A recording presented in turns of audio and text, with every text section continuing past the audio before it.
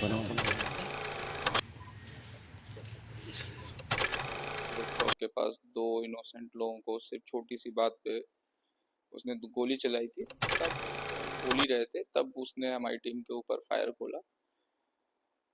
Fire खोलते देखिए, ही जिस प्रकार से दुर्ग में एक बार फिर एनकाउंटर देखने को मिला, कहीं ना कहीं दुर्ग पुलिस के लिए बड़ी कामयाबी मानी जा रही है। और एसपी जितेंद्र शुक्ला की माने तो करीब 8 से 10 राउंड की फायरिंग दोनों तरफ से होती है और उसके बाद अमित जोश जो है ढेर हो जाता है। भिलाई नगर की जो घटना थी, 4 माह पूर्व की घटना थी, जब अमित जोश गोली मारता है और कहीं ना कहीं उस गोली में जो लोग घायल हो जाते हैं और घायल होने के बाद अमित जोश की जो है पतासाजी जो है दुर्ग पुलिस लगातार करती है और प्रदेश और देश के अलग अलग राज्यों में दुर्ग पुलिस जो जाती है और उनका पतासाजी करती है। तकरीबन 1 बजे के आसपास जो है तमाम जो पुलिस के आला अधिकारी और कर्मचारी और फॉरेंसिक के जो लोग हैं घटना स्थल पर पहुंचते हैं, घटना स्थल का मुआयना करते हैं और तमाम बारीकियों से वो पतासाजी करते हैं, साक्ष्य इकट्ठा करने की कोशिश करते हैं और तमाम ऐसे टेक्निकल एविडेंस इकट्ठा करने की कोशिश करते हैं।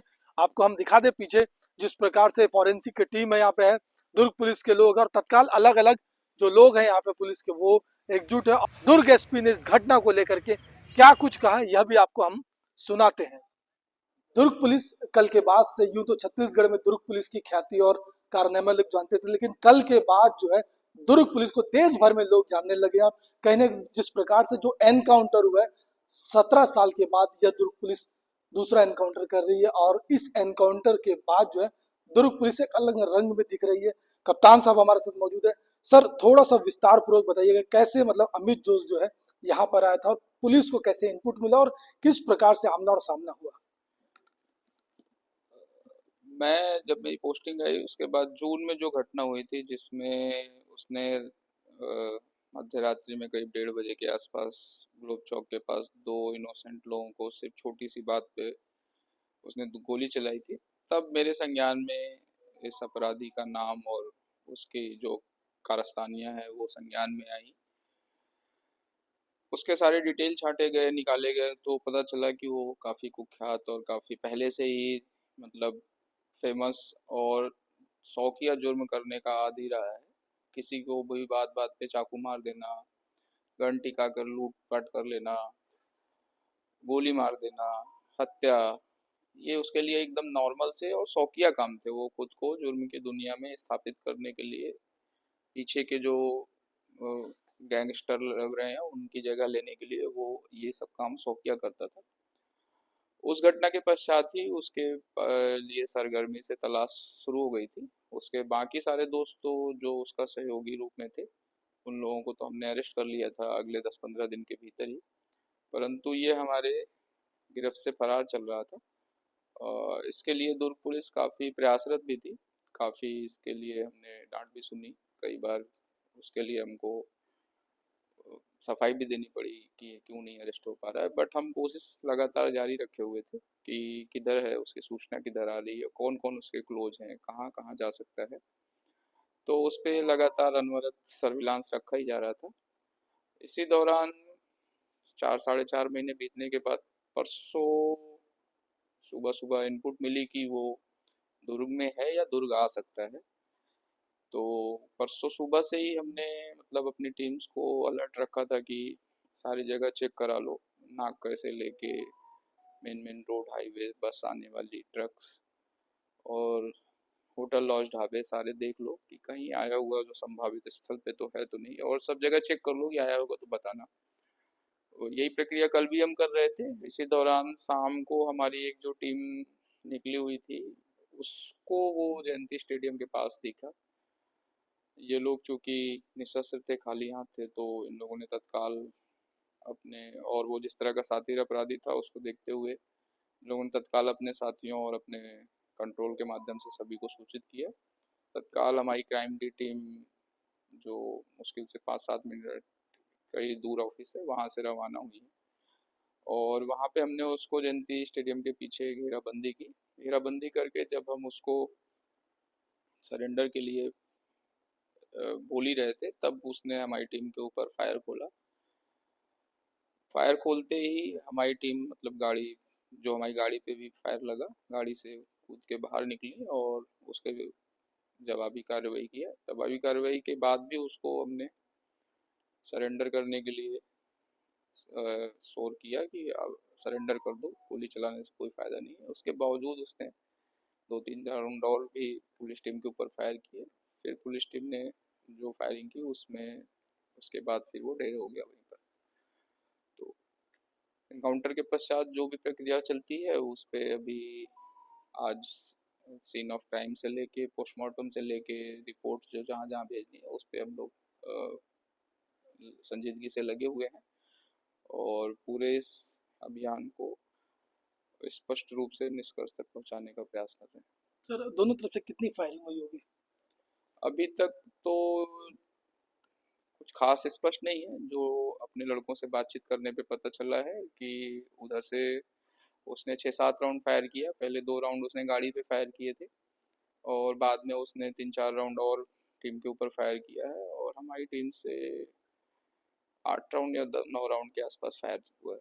सर इस मामले में मतलब कितनी टीम टीम में मतलब कितने मेंबर्स थे जो इस जो घटना को लीड कर रहे थे? टोटल अगर देखें तो शुरुआत में जो 2 लड़के उन्होंने पहले देखा वो वहीं पे रुक गए थे, लेकिन उसके बाद उन्होंने बुलाया तो 4-4 की 2 टीमें जो अलग अलग नायक और टीआई तपेश्वर नेताम के साथ थे वो पहुंचे थे और उसी के पीछे पीछे टीआई भिलाई नगर जो है वो अपनी 3-4 लोगों की टीम के 10-12 लोगों की टीम इन्वॉल्व थी जिन्होंने उसकी घेराबंदी करने का प्रयास किया था। और इस प्रकरण में सर इनाम की भी घोषणा आपके द्वारा और आईजी साहब के द्वारा की है, तो कितनी घोषणा कितनी राशि की थी?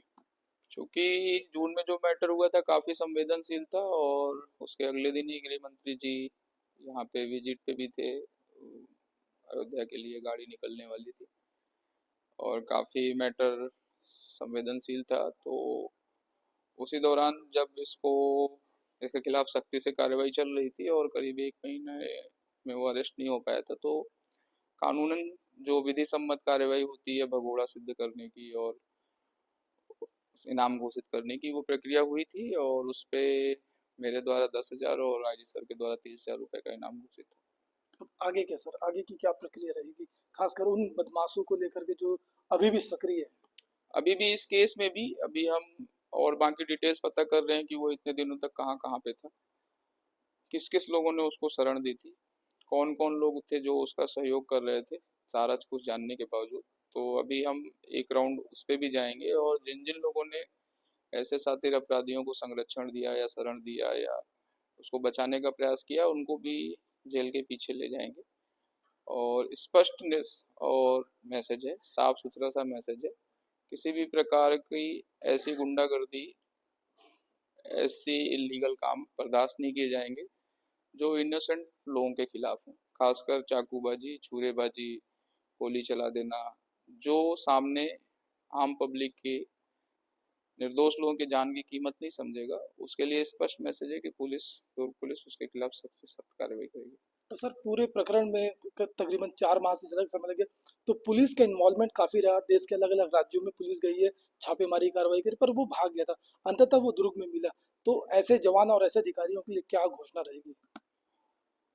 इनाम की घोषणा जो आईजी सर और मेरे द्वारा किया गया था वो तो उनके लिए है ही और मुझे लगता है कि ये पुलिस का काम है। इनाम ना भी मिले तो भी मतलब हमें अपने काम से मतलब रखना चाहिए। ऐसे हर लोग जो कानून को विधि को न्याय को चैलेंज करते हैं उनके लिए पुलिस हमेशा तैयार खड़ी है कि उनको सबक सिखाया कैसे जाएगा। साथ ही साथ जो आपने बोला कई सारे स्टेट में इसकी अलग अलग टाइम पे अलग अलग लोकेशंस आई हैं। हमारी बहुत सारी टीम्स ने इसके लिए एफर्ट भी लगाया, लगातार हम उसके ऊपर नज़र भी रख रहे थे बट बाई एनी हाउ वो इतना शातिर था कि फ़ोन यूज नहीं करना, कोई भी वैसा पीछे क्लू नहीं छोड़ना, लिंक नहीं छोड़ना। तो जो भी हमको पता चलता था वो उसके वहां से निकल जाने के हफ्ते 10 दिन बाद पता चलता था, तो हम लेट हो जाते थे।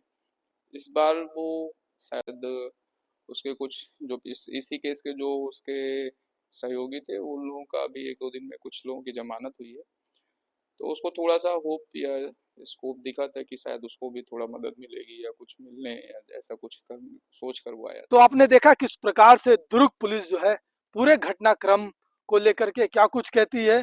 तमाम जो अधिकारी कर्मचारी घटनास्थल पर मौजूद है, जिले के कप्तान ने क्या कुछ कहा यह भी हम आपको सुनाए, और पूरे घटनाक्रम पे बारीकी से जो है एक एक कड़ी जो है खबर को लेकर के हम आपके सामने आ रहे हैं।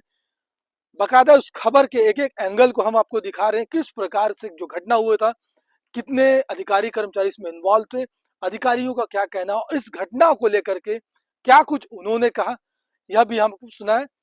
बेहतर खबरों के लिए बने रहे बेहतर संवाद के साथ। फिलहाल मुझे दीजिए इजाजत, नमस्कार।